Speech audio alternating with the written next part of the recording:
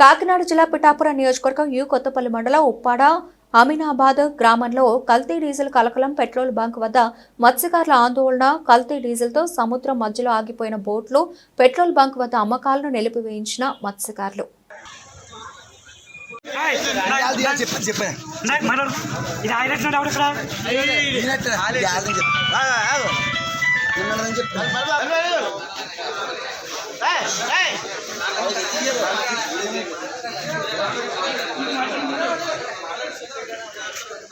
silent కొనండి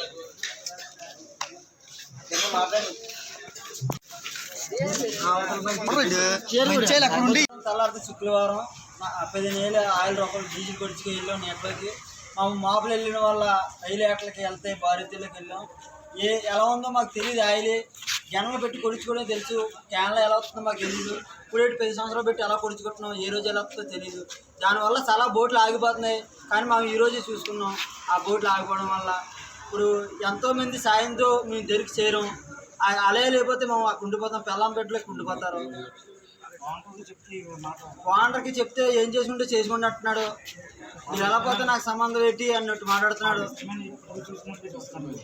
fishermen మా పురుగు చూసినట్టు చూస్తున్నారు నీటిలోకి వెళ్ళి ఎంతో బాధతో మేము వెళ్తాం పొగులు మాపులు నీటిలో వరిద్దులు ఆటాడతాం అక్కడ ఏం జరుగుతుందో మాకు తెలియదు అలాంటిది బోట్లు ఆగిపోతే ఇక్కడ దొరికే రాము మేము వాళ్ళకి చాలా వల్ల వాళ్ళకి ఎమ్మెల్యే మేము వాళ్ళకి ఎమ్మెల్యే సత్యమాపూడికి బోటు ఆగిపోయింది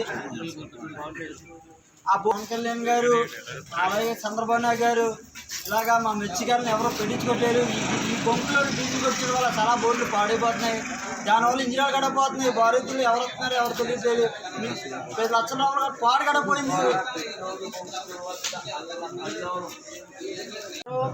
నా పేరు పొంది చంద్రరావు అండి మేము యాటకి వెళ్ళేటప్పుడు ఇక్కడ 150 లీటర్లు డీజిల్ కొట్టించామండి ఇక్కడ హెచ్పి బంకు ఉప్పాడ బంకులో హెచ్పి బంకులో కొట్టించాము పేదలు కొట్టించామండి మేము యాటకి వెళ్ళామండి ఒక 40 కిలోమీటర్ల దూరంలోకి వెళ్ళామండి అక్కడ బోట్లు ఆగిపోయాయండి ఈ డీజిల్ చూసుకుంటే డీజిల్ తేడా డీజిల్ ఉందండి స్మగ్లింగ్ డీజిల్ మేము చేపలు పడ్డాయా చేపలు ఉన్న వాళ్ళకి పడ్డాయండి మేము వెళ్దామని చేపలు పట్టుకోవడానికి వెళ్దామంటే బోట్లు ఆగిపోయాయండి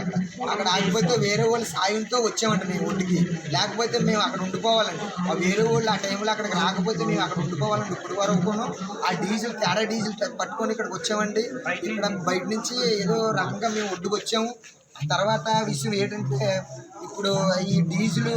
కల్తీ డీజిల్ ఇంత స్మగ్లింగ్ ఇక్కడ జరుగుతుంది ఇక్కడ